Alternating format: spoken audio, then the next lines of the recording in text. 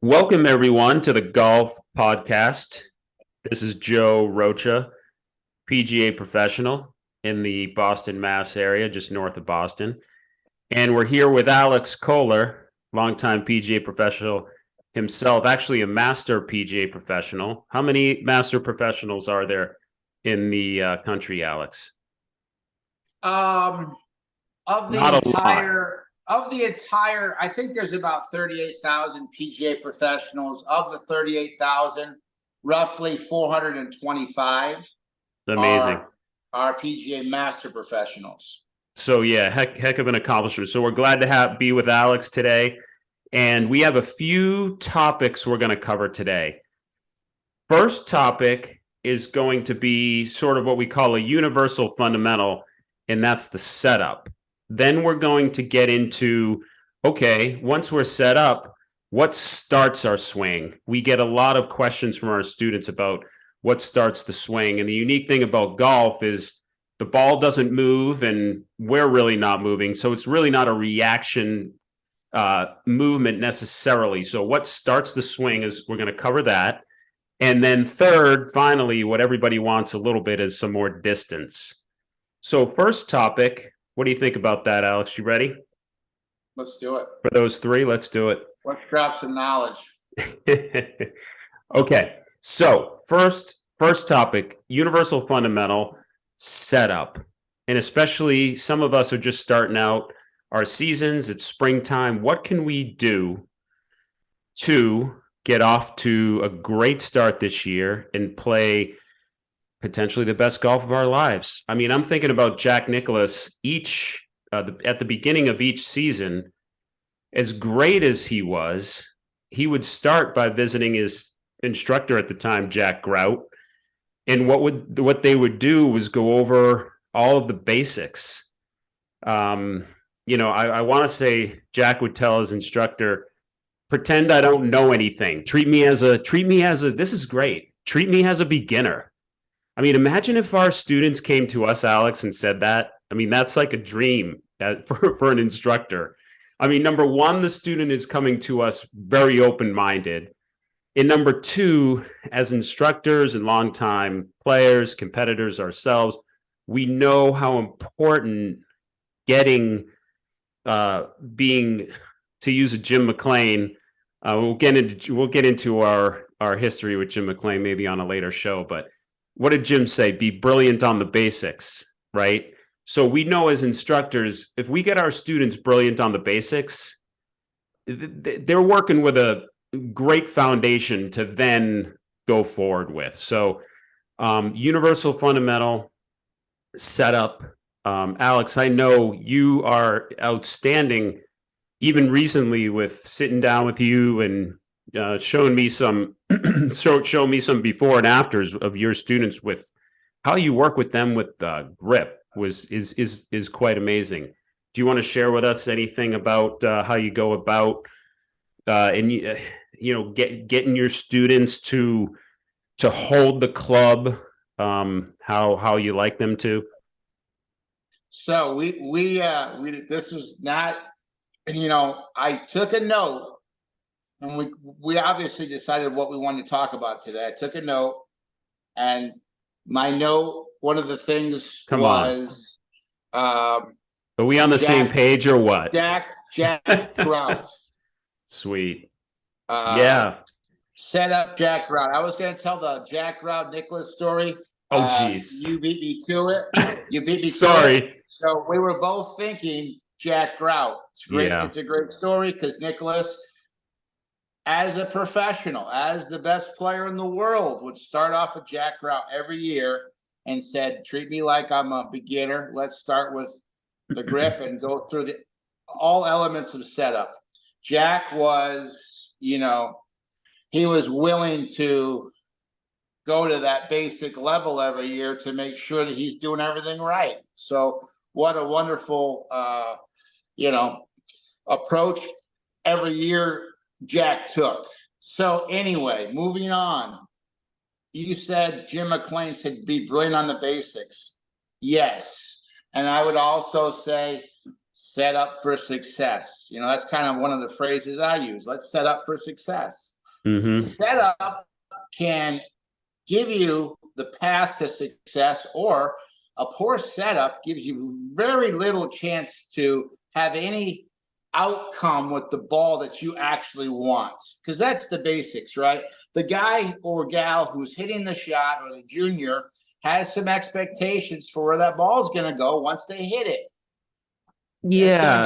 It's going to go right at the flag in the hole. That's their expectation. And instead it goes violently right into the trees. Well, what they don't realize is that how they've set up before they ever put that club in motion already predetermined that that ball was going into the trees. They just don't know the corrections to get it to be more of a desirable shot. So back to the grip. I personally believe how someone places their hands around that circular rubber grip is paramount and fully connected to how well they're going to play and control a golf ball. And that's basically it. How their contact's going to be, how their direction's going to be. So there's a lot of nuances with the grip. Where it goes in the fingers, where the palm pad, this heel pad, if you will. You know, if I was going to break a brick, you know, what would you hit the brick with? Well, it's probably this heel pad or this palm pad. You're going to break it with that, just below your wrist. That has to sit on top of the club. And for a lot of players, you don't see that. So, right. You know, without going through the grip step by step, I simply would say that the left hand should be placed on the club pretty much how it would just hang by your side. And that would be that your arm is internally rotated a little bit as it sits there.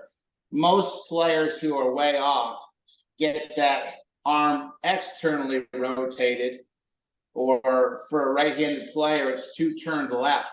We call that a weak grip. A weak grip keeps the club face open. Usually the grip is weak or strong, mostly based on that lead hand. For a right-handed player, the lead hand would be the left hand.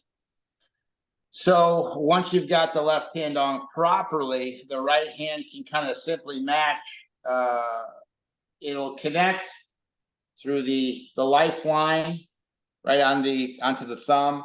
And I simply like to pinch a straw with the thumb, the webbing of the thumb and finger. I'll pinch a straw, and then I'll put my hand on the club, and that straw should match the line on the club face vertically if you were to bring that club up to, say, waist high, or that straw would be slightly off center to the right.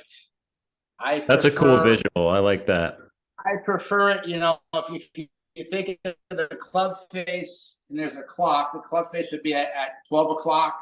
If the straw was slightly towards 1 o'clock, that's a pretty good place to start. It's just off center to the right, and it promotes getting the toe of the club to square and pass the heel through impact.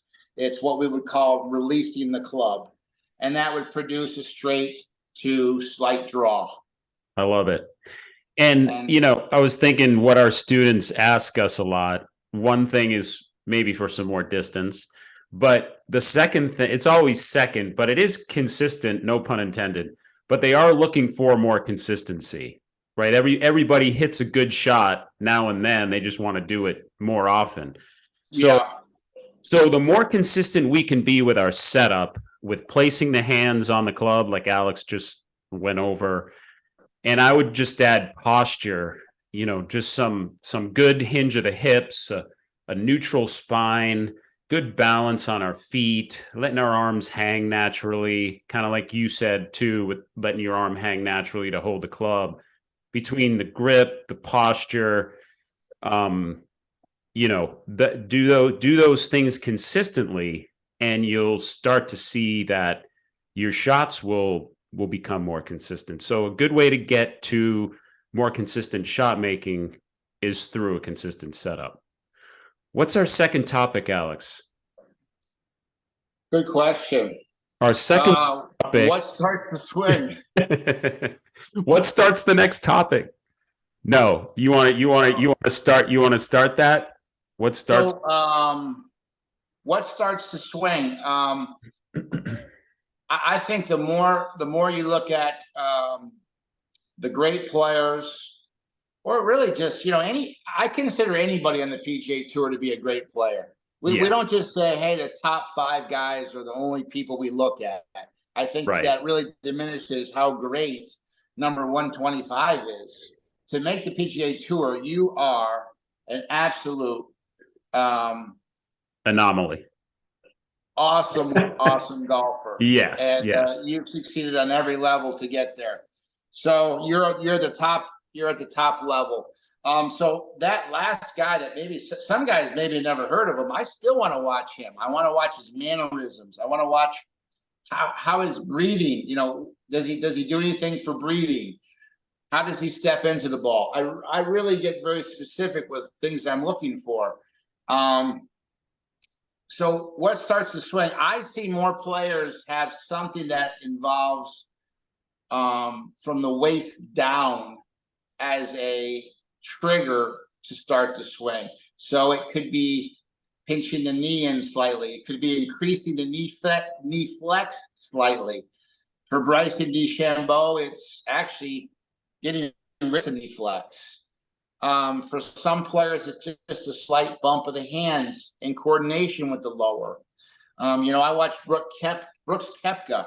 There's no question he has a slight increase in his knee angles. He actually sits just slightly as he starts to take it back. Rory absolutely has some movements in his knee, and he really allows his right hip to start turning very quickly in the backswing. These players are not freezing their lower bodies. These players are not freezing their legs. Somebody who's really obvious with a kind of a swing cue would be Gary Player. He noticeably kicked his right knee forward towards the target and then swung it back. That helped him get everything in motion. Nicklaus, he was more of a guy who turned his head as a swing key, and you don't see a lot of change in his lower body. But when we talk about these guys, Joe, there's no way we're going to say 100 players all do the same thing. Right. Gary Player, it's very nuanced. There's a couple guys that may do that, but 100 guys are not going to do that. And what percentage? They all have slightly different ways to do it. And here's the thing: what percentage of players, say that you mentioned, or it seems like every player will have some kind of starting move to their swing? How many of those players are even aware that they do it? It's a trigger. Yeah, I don't think they are. Most of them are not. Right. No, I would agree. So yeah, one of our mentors, to mention the Jim McLean School again, Carl Welty, right? Carl did a lot of video work with students ahead of his time. And when some of the players he worked with played the tours, and when they went on the road, he would want them to send him their swings. But as I remember him saying, he did not want just the swing. He wanted the entire routine. So it was really important for him to see them walk into the ball, look at the target, like you just said, he wanted to see that little starting mechanism, and then he wanted to see the swing, of course.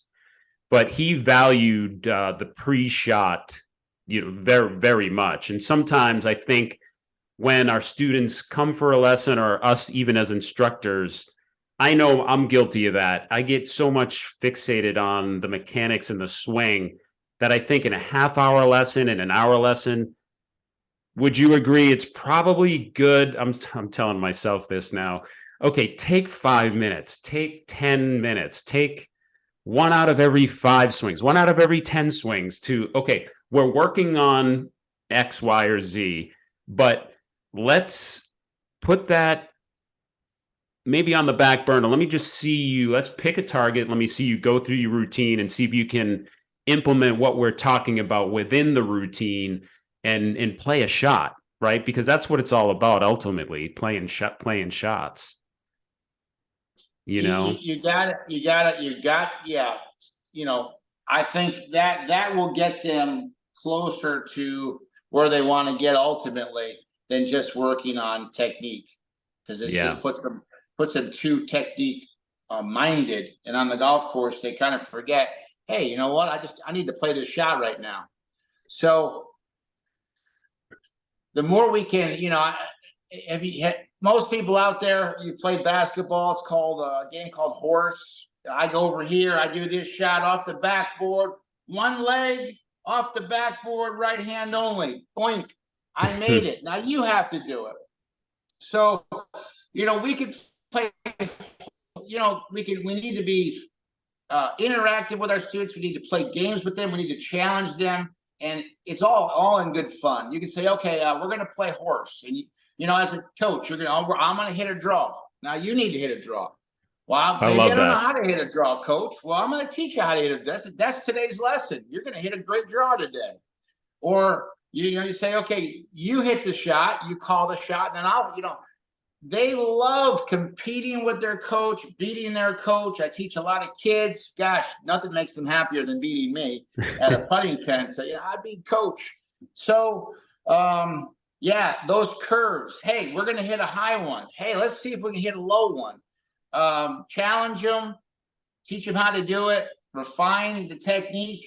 And all of a sudden now they're thinking more about, hey, what do I want to do with the ball than let me just get the club back in this position. Right. No, that's super cool, because I think a lot of us teachers are teaching on the range, not on the golf course. So that's a great way to bring the golf course to the range. And I love that emphasis on fun and playing different shots, a little bit of competition. Never hurt anybody. That can always, right? Okay, so last topic, a big one, something that most of our students want is more distance. What I would say to lead off with more, if someone were to want more distance, is, and there's a lot of talk about this. I think, if you watch the golf telecast, if you are on social media, about just swinging fast. And that's great. I think there's a neurological component to that, if you will, as far as, I think in biking, they put their the gear on low speed and get the feet turning fast to train themselves to go fast. But I think I'm going to come at it from just another point of view, and I am going to say that I'm going to default back to our first topic of the day, setup. Sound mechanics, again, being brilliant on the basics, and give yourself a good foundation to then add speed, rather than fast forwarding to speed training without really paying close enough attention to your basics. So I would go back to, and I want to hear your thoughts, of course, Alex, on it, but I would go back to the Jack Nicklaus lesson, who, if we take a page out of Jack's book, he was one of the longest hitters, certainly back in the day, and relatively speaking of all time. He would be, if he had the same equipment as they have today, he'd be one of the longest hitters in the game. And there's Jack Nicklaus asking his instructor to review the basics with him. Of course, he had the speed, so maybe he's not the best example, but I still think, even though, you want a little bit more speed, you want to hit it a little longer, I think a focus on the setup fundamentals and some of the basic mechanics can be a great start into adding 2, 3, 5, 10 yards on an iron or a drive. What would you say, Alex? So I think all players. Here's the deal: when it comes to speed, I think every player has their own limitations. That's the truth. People will say, "Well, I want more speed." And I say, "Well, I think I can get you more speed. I think you can swing a club faster than you do. Can you swing a club as fast as me? I don't think you're probably going to get to that level. Can I swing a club as fast as Bryson DeChambeau? No chance." So, I always say, like, well, I want to dunk a basketball, right? What? I can only jump so high, right? Yeah. So I'm 6 feet tall and I can only jump so high and I can't do it.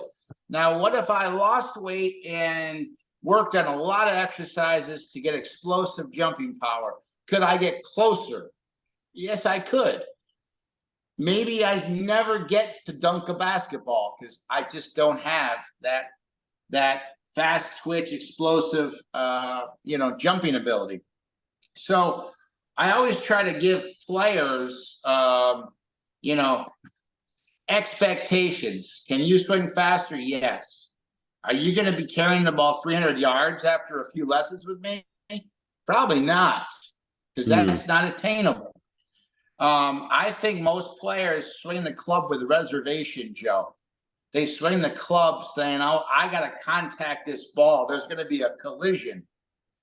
They also think, "I got to help this ball off the ground." So the handle essentially slows down and the club head starts to move so that it's lifting something. Well, when the handle slows down and the hands slow down, you're not going to be maximizing your speed. You're basically putting on the brakes.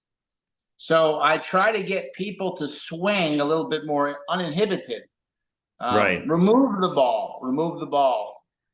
When I can, I bring them outside to some rough or some, go in the trees and you see some big tufts of grass. And I have them swing and just cut the grass. So now their mind is not thinking lift something. The task at hand is now, let's cut the grass. So they start to swing a little bit more freer and they start adding some speed. They start to see the contact with the grass and how long the club can stay low to the ground. When we make a divot, we want to make a divot for hopefully a couple inches so the club can stay nice and low to the ground. So I do exercises with that. I do exercises with just some tape on a mat. I'm just trying to get them to unlock their greatest speed, whatever that is. And usually with the help of TrackMan or some data-driven, you need to be able to show them this is where you were for speed, this is where you are, because they're not, we all want to look at the data. Oh, wow, I can swing 5 miles an hour faster now. Yes, you can. Is it a magic trick? No, it's not. Are you capable of 10 miles an hour more? Possibly. Let's work on it. Yeah. So speed comes also, I think, from great grip, the sensitivity that your hands have with the club, because you now get more in tune with swinging the club around you faster. You know what I'm trying to say? So I do. Players that have a palm grip or a bad grip, players that are very gripping it very tightly, probably are going to give up some speed due to a faulty placement of the hands and faulty pressure of the hands. So it's a combination, but there's not been one player for me, Joe, that I have not given more speed to. I mean, I also will do, last thing on my end, I will do things, a couple drills and exercises to get their sequence to fire a little bit better and more efficient. If you watch it, baseball players, that pitch is coming. There's very few players that don't lift the lead foot, stride forward, and then the bat kind of goes with speed through the ball. So you say, okay, they're stepping first. So I like to use the step drill for students to get their kinematic sequence. They're the chain of events that fires the speed, ramps it up, get that from the ground up. So I'll also love have that. them swing and actually have them take the left foot off the ground slightly, replant it, and swing through. And with some of this stuff, like my flight scope, I'm able to test their speed without a ball. It'll actually just record the club speed. Oh, really? So that's really cool. That's really cool. And again, it frees them up, and they can all get more speed. It's inside them. You and I, as coaches, need to bring it out because they all can swing faster. Yeah, I think the ironic thing really over the years that I've found is with my students, occasionally, of course, we get a person who's unrealistic about the distances that they hit it or want to hit it. But the overwhelming majority, like most, if not all, of my students, to my like pleasant surprise, like have a very good sort of instinct about how far they can hit it. They know something mechanically. Like you said, the sequence is out of order. Something mechanically is not quite right where they're not getting to their max. And I say to them, no, I 100% agree. Like we need to get based on what I see visually, what I see on the video. Yes, there are some breakdowns here. And if we can clean these up, we can definitely 100% get you, like you said, 5 more yards, 7, 10 more yards. And I think another thing you said that I think is really key is if we can get some people now some better impact conditions. I mean, that's what it's all about now. Impact, a lot of things go into that, but I think impact is where we see that breakdown occur, and that's where the speed is lost, which would make sense. That's when we make contact with the ball. So, Alex, unfortunately, we're out of time for today. I'm going to give, excuse me, my contact information for anybody that wants to get in touch. If you have any comments about the show or you want to see or hear anything on a next episode, please feel free to reach out. My website is Joe Rocha, ROCHA, golf.com. And like I said, please feel free to reach out. Alex, how can we find you? So my website, if anybody wants to read up on me a little bit, past work history, certifications, you want to watch some cool videos, anything like that, it would be alexkollarpga.com. That's ALEXKOLLAR.com. And if you want to reach out and send me an email, it's alex@alexkollarpga.com. So that's email and website. Awesome. And that's how to get in touch with me. Joe, I want to touch about real quick, just follow up on what you said. We always call it impact. Quick, I have a lesson coming up. Quick. Oh boy. Go ahead. Impact is absolutely right. We could always say we're trying to control the bottom of the swing. One thing I would ask instructors to do as just as a experiment, film your students just making a practice swing, but making contact with the ground. Say, hey, I do need to see either if it's a mat, you got to touch the mat, and no ball. Just make a full swing with full speed, and then film them with the ball and see how different they are. And you might be surprised that with a ball, it's very different than with nothing there. So, it is incredible. And you know what? I do the same. I do some of that with baseball. Like if I have a baseball player, say in particular, a softball player, and they're struggling with their golf swing, I was like, well, show me your baseball swing. Right. And it's like a perfect golf swing. I said, well, just do that. When so yeah, those are cool things. And I think we got a lot more to talk about. We got a lot to talk about. Joe, yes, right? That's what I meant to say. Okay, great. Thanks for tuning in, everybody. Alex, always a pleasure to talk golf with you. It's always fun, and let's do it again soon. Absolutely. Thank you. Take care. Bye.